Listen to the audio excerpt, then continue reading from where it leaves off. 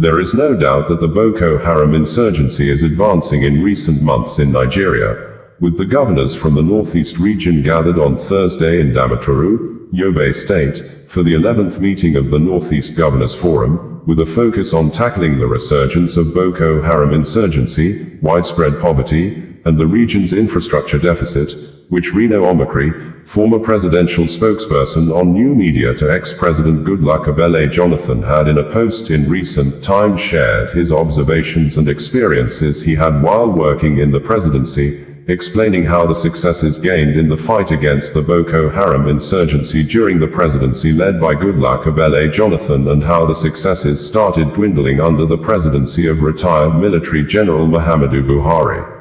Punch newspaper reported that the meeting of the Northeast governors, which opened Thursday at the Yobe State Government House, brought together leaders from the 6 states in the region, including the host governor, Maimala Buni of Yobe, and the chairman of the forum, Governor Babagana Zulum of Borno State. Governor Zulum, in his opening remarks, expressed deep concern over the recent resurgence of insurgent attacks, which he said threatened to undo the significant progress made in the fight against Boko Haram. The recent re-emergence of attacks by insurgents is a matter of serious concern capable of undermining the successes already recorded in the theater of war, he said. Although we commend members of the armed forces for their efforts in fighting insurgency, we must collectively work to bring this war to a successful end. The governors agreed that combating the insurgency would require not only military efforts but also urgent socio-economic measures to address the root causes of the conflict. Zulum highlighted the alarming levels of poverty in the region, calling it both an economic and humanitarian crisis. He emphasized the need for short and medium-term strategies focused on revitalizing the region's agricultural sector, including supporting farmers, investing in irrigation systems, and promoting climate-resilient agricultural practices. However, Zulum acknowledged that agriculture alone could not lift the region out of poverty. He urged his fellow governors to focus on creating an enabling environment for the growth of small and medium-scale industries and to encourage private sector investment and innovation in the region. The era of lamentation has gone. We come together not to lament our problems but to provide solutions, he said. We have the duty to provide our people with basic necessities of life and to create opportunities for them to thrive in a peaceful and secure environment. In his welcome address, Governor Buni of Yobe stressed the need for government action to create employment opportunities for the region's youth, who remain vulnerable to recruitment by insurgent groups and criminal organizations. We have a moral obligation to make agriculture attractive, affordable, and profitable, Buni said, adding that the region must harness its vast arable lands and large population to ensure food sufficiency and economic prosperity. The governors also used the occasion to commend President Bola Ahmed Tinubu for his leadership during this challenging period, offering their support for the national policies aimed at strengthening Nigeria's unity and prosperity. Additionally, the governors paid tribute to the bravery of security forces, including the military, the civilian JTF, vigilante, and hunter groups, many of whom have made the ultimate sacrifice in the fight against insurgency. They pledged renewed support for security efforts to safeguard the region. The meeting, which is expected to culminate in a communiqué outlining key resolutions and commitments, marks a significant step in the Northeast's ongoing efforts to address both the security and socio-economic challenges facing the region. Reno Omokri, in a post published on his social media accounts recently, said, "They did it to Jonathan, and we suffered under Buhari. We must not let history repeat itself. Nigeria hit rock bottom under Buhari in every aspect." On Sunday, July 24, 2022, terrorists attacked the Brigade of Guards in Warri, Abuja. That was unprecedented in Nigeria's history. Please note that the Brigade of Guards are the Presidential Guards. On Wednesday, July 6, 2022, 500 terrorists in motorcycles attacked Kuje prison and freed 900 of their colleagues. On Tuesday, August 24, 2021, terrorists invaded the Nigerian Defense Academy and killed 2 soldiers and abducted 1, while injuring many others. Not long afterwards, these sets of non-state actors were taking photos with their arms along with influential clerics. We had never heard of anything like bandits in Nigeria until Buhari came along. At no time in our journey as a nation had a governor ever boasted of paying killer herdsmen, until Nasir El-Rufai became a governor. According to the Global Terror Index, Nigeria under Buhari was the third most insecure nation on earth. Only Somalia and Afghanistan were worse. War-torn Syria was more secure than Nigeria. Please fact-check me. In finance, we owed our highest debt ever under Buhari. If you take all the monies borrowed by Tafawa Balewa, Aronsi, Gowon, Murtala, Obasanjo military government, Shigari, Buhari military regime, Babangida, Shonekan, Abacha, Abdul Salami, Obasanjo civilian administration, Yar'Adua, and Jonathan, and combine it, it is not up to what Buhari borrowed in 8 years.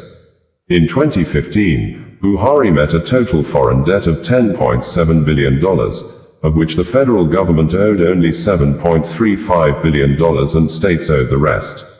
By the time Buhari left in 2023, our foreign debt had ballooned to $42 billion. What did Buhari do with the money? He used it to pay fuel subsidies and to defend the Naira, amongst other things.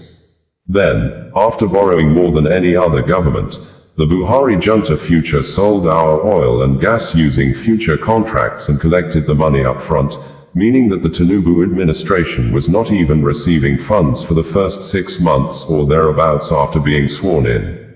Then, to further sabotage the incoming Tinubu government, they borrowed an additional 30 trillion nairas through the Central Bank of Nigeria via ways and means. Basically, they just printed money without production, gold, or anything tangible to back it up. What they did was illegal. It contravened the Fiscal Responsibility Act of 2007. According to Transparency International, Nigeria under Buhari was more corrupt than it was under the previous administration, having moved 13 places backwards in the CPI, from 136 in 2014, our best outing ever, to 149 in 2021, our worst performance ever. If not for respect, Buhari ought to be answering questions today. These reckless financial dealings had consequences for the welfare of the Nigerian people. According to the Global Hunger Index released annually by the International Food Policy Research Institute, hunger and malnutrition in Nigeria reached its highest level under Buhari after steadily reducing under Jonathan. For the IFPRI, the proportion of the population affected by undernutrition rose from 11.5% in 2015 to 18.7% in 2020. In terms of human rights, the Buhari administration massacred 347 Shia men, women, children, and infants on Saturday the 12th of December 2015. No other government before or after has ever perpetrated a mass killing like that. But that was not all. We also had the hundreds of Nigerian youths allegedly killed by the FSARS under Buhari. And then we had the southern Kaduna genocide under El-Rufai, in which over 10,000 people are suspected to have been killed. So, if you did not sing or rap against Buhari, what is your rationale and justification for doing that now under Tinubu when things are gradually improving?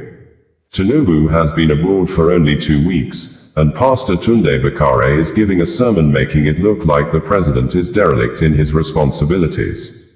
2 weeks. What did Tunde Bakare, who told us that God ordained him as Nigeria's 16th president, preach when Buhari was in London for 6 months? Don't tell me that gaslighting story that we have never had it this bad before. That is a big lie. Things are better in Nigeria now than under Buhari. Their strategy is being driven by the Machiavellian Nasir El-Rufai, and is based on their belief that Nigerians are emotional people with short memories and low attention spans, who can be gaslit to turn against a performing government by desperate politicians who cannot exist outside power. I am a veteran of this. They did it to my former boss, President Goodluck Jonathan, and I will not sit idly by while they do it to Asiwaju. We must not repeat history then claim that history repeated itself.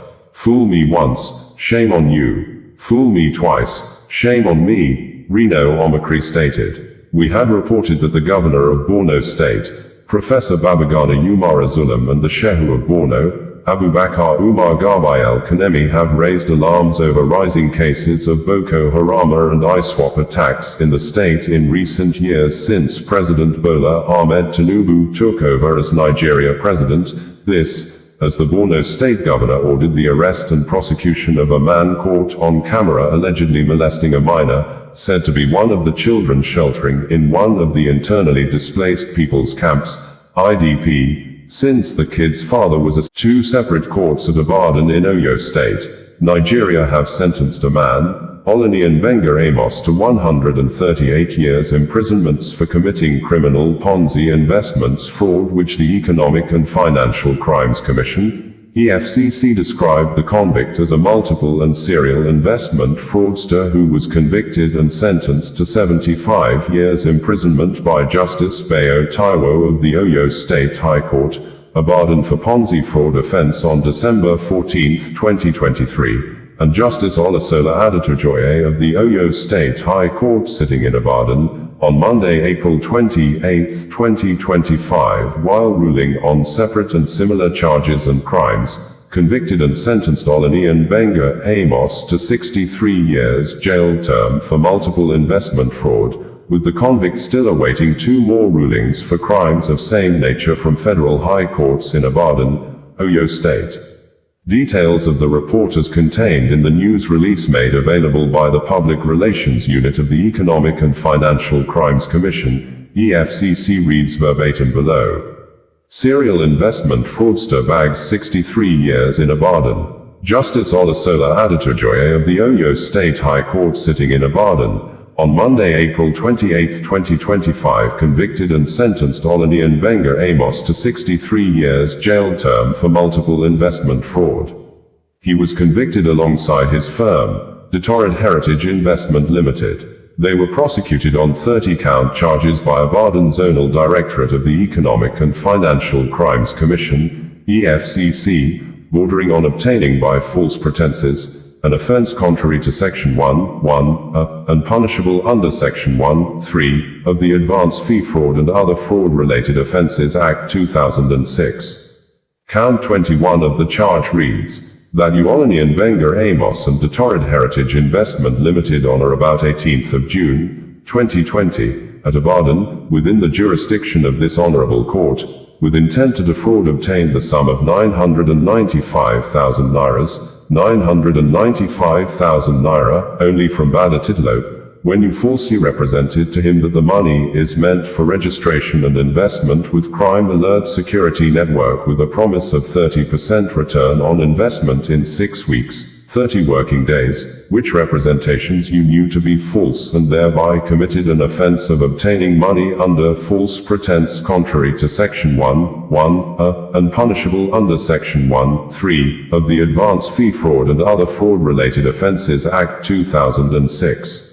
Another charge reads, that Olaniyan Benga Amos and Detorred Heritage Investment Limited on or about 29th of January, 2020, at Ibadan, within the jurisdiction of this Honorable Court, with intent to defraud, obtained the sum of 920,000 nairas, 920,000 naira, only from Onifade Isaac Olawale, when you falsely represented to him that the money is meant for registration and investment with Crime Alert Security Network, with a promise of 30% return on investment in 6 weeks, 30 working days, which representations you knew to be false, and thereby committed an offense of obtaining money under false pretense contrary to Section 1(1) and punishable under Section 1(3) of the Advance Fee Fraud and Other Fraud-Related Offences Act 2006. The defendant pleaded not guilty to the charges when they were read to him. Consequent upon his plea, the EFCC counsel, Sanusi Galadanchi, opened the case on February 17, 2022 and called eight witnesses, tendered several exhibits that were marked Exhibits A to H, and closed the case on January 24, 2023. At the end of the prosecution's case, the defendant filed a no case submission, but was thrown out as the defendant was ordered by the court to enter his defense. Subsequently, the defendant opened and closed its case on October 17, 2024, where the first defendant testified for himself and on behalf of the second defendant as a lone witness. The court, after the presentation of the defendant's case, adopted the final written addresses of both parties as judgment was reserved till April 28, 2025. At the resumption of the trial on Monday, April 28, 2025, Justice Adetujoye convicted and sentenced Amos to 7 years imprisonment on each count of 6, 16, 17, 18, 19, 21, 22, 23 and 24, but discharged and acquitted the defendant on counts 1, 2, 3, 4, 5, 7, 8, 9, 10, 11, 12, 13, 14, 15, 20, 25, 26, 27, 28, 29 and 30 respectively. Furthermore, the court ordered that the sentence should run concurrently and the convict must restitute the victims. Amos was convicted and sentenced to 75 years imprisonment by Justice Bayo Taiwo of the Oyo State High Court, Ibadan, for similar offense on December 14, 2023. The convict has 2 other ongoing trials before federal high courts in Ibadan, Oyo State. Another journey by the convict to the correctional center began when he was arrested and arraigned before Justice Olusola Adetujoye on December 14, 2021 by the EFCC.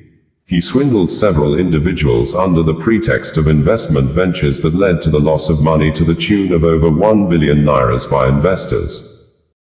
One of the witnesses called by the federal government of Nigeria to testify against the leader of the indigenous people of Biafra, IPOB, Nnamdi Kanu, over the alleged act of terrorism, secretly gave his testimony on Tuesday before the Federal High Court sitting in Abuja, with the coordinating lawyer to Nnamdi Kanu, Barrister Aloy Ejimakor, saying, "The FG witness was only identified merely by initials and the person gave his testimony against Nnamdi Kanu behind the screen, following the application filed by the federal government lawyers as approved by the trial judge to keep the identities of the FG witnesses secret." This, Aloy Ejimakor tweeted while the court proceeding was ongoing, that the federal government only has 3 senior advocates of Nigeria, SAN, that 6 SAN have stood firmly behind the detained Biafra leader. According to Aloy Ejimakor tweet, the court in Mazi Nnamdi Kanu's case has convened. The judge is on seat and appearances for the parties are being announced. Federal government has 3 SAN. MNK has 6 SAN. The die is cast and we're primed and ready to rumble. Update. Today's MNK hearing has been concluded. The prosecution presented its first witness who was not identified by name but by initials only, and he testified from behind a screen, as was approved by the judge. On the 2nd of May, we shall cross-examine him and test his veracity. A day earlier, Aloy Ejimakor said, update, in addition to Chief Kanu Agabi, SAN and Uchenna Njoku, SAN, 4 more SAN have joined Mazi Nnamdi Kanu's legal team. There, Professor Onyechi Ikpizu, SAN, Emeka Etiaba, SAN, Mela Audu Nange, SAN and Dr. Joseph Akubo, SAN. They will all be in court on the 29th of April, 2nd and the 6th of May. Meanwhile, the Federal High Court sitting in Abuja gave the federal government the nod to shield identities of witnesses billed to testify against the detained leader of the proscribed indigenous people of Biafra, IPOB, Mazi Nnamdi Kanu, as the trial judge. Justice James Omotosho gave the approval in a ruling he delivered on Tuesday. The ruling followed an ex-parte application that FG filed through its team of prosecutors led by Chief Adigboyegba Awomolo, SAN. The court gave permission for the proposed witnesses to testify behind a screen with their real names replaced with acronyms. FG's lawyer, Awomolo, SAN, pleaded that identities of the witnesses needed to be protected for security reasons and in view of the serious nature of the case. While the witnesses would be shielded from the public, they would however be seen by the judge. Nigeria news media reporters who monitored the proceedings reported that the request was not opposed by Kanu's team of lawyers led by a former Attorney General of the Federation and Minister of Justice, Chief Kanu Agabi, San. Sequel to the ruling, FG opened its case against the embattled IPOB leader by presenting its first witness, who was simply identified as PWAAA. Pleading not guilty, Nnamdi Kanu, the leader of the indigenous people of Biafra, IPOB, told the Federal High Court in Abuja that his fight for the emancipation of the Southeast, South-South, and parts of Benue and Kogi states is within his fundamental human rights.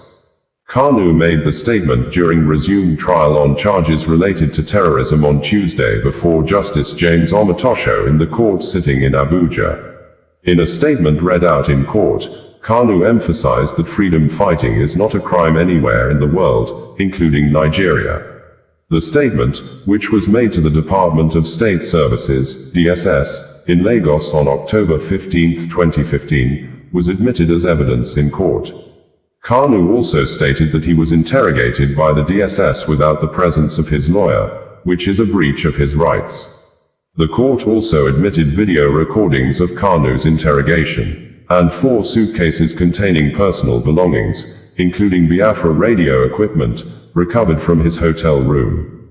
The Nigerian government lawyer, Adigboye Egberewomolo, San, applied to the court that the statement should be read in the open court.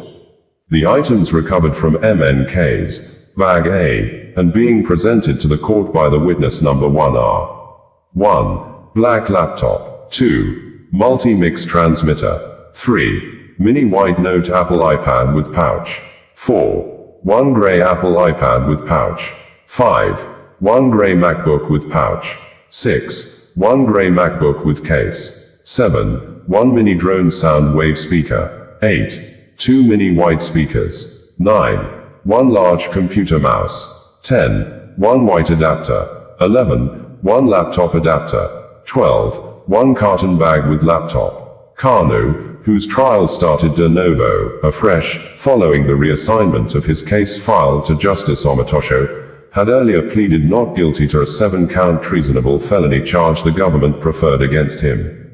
We had reported that Justice James Omotosho, the new judge that took over the case of the detained Biafra agitation leader, Nnamdi Kanu, has accepted the apology tendered by Nnamdi Kanu through one of his lawyers, Barrister Kanu Agabi, a Cross-River State-born former senator in the Nigeria National Assembly and 2-time Attorney General of the Federation and Minister of Justice under the then-President Olusegun Obasanjo, over the detained Biafra leader's outburst or manner he protested sequel to his rejection of the former judge, Justice Binta Nyako, when the case started afresh on Friday with the new judge, which Nnamdi Kanu pleaded not guilty to the 7 counts terrorism charges filed against him by the federal government.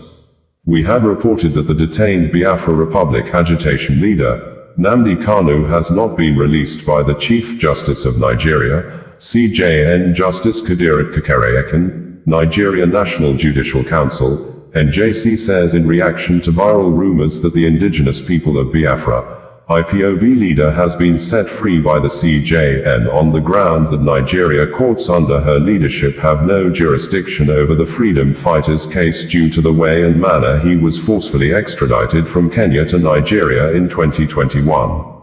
We had reported that the detained leader of the indigenous people of Biafra, IPOB, Nnamdi Kanu, on Valentine's Day sent a message to the lovers, supporters of the Biafra Republic agitation and the general public that he would remain in detention until impartial and unbiased judge take over the case of alleged terrorism filed against him by the federal government of Nigeria, narrating how the judiciary has been biased against him since years of his detention.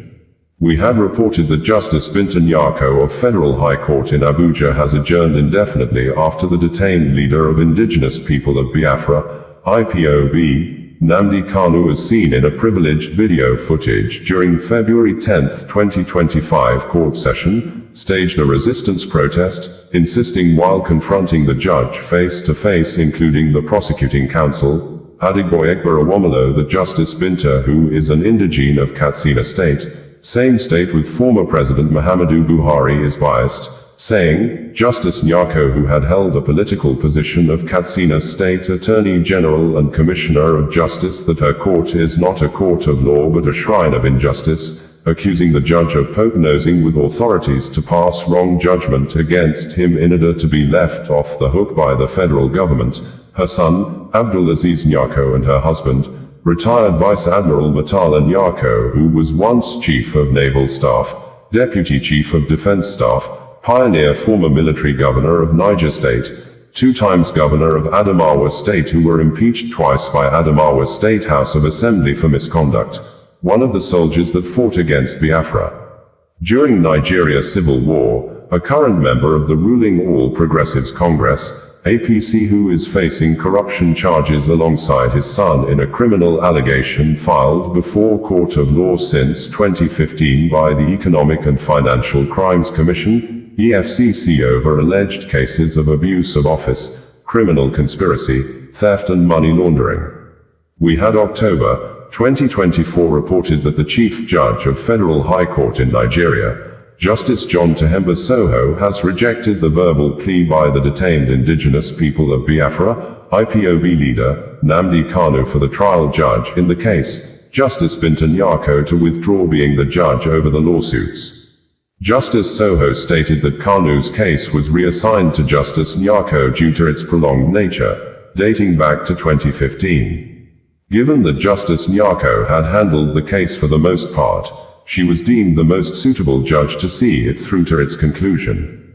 However, the Chief Judge directed that if at the next hearing of the case, Kanu still insists on recusing Justice Nyako, he must file a written motion with an affidavit, stating all the grounds for requesting the recusal.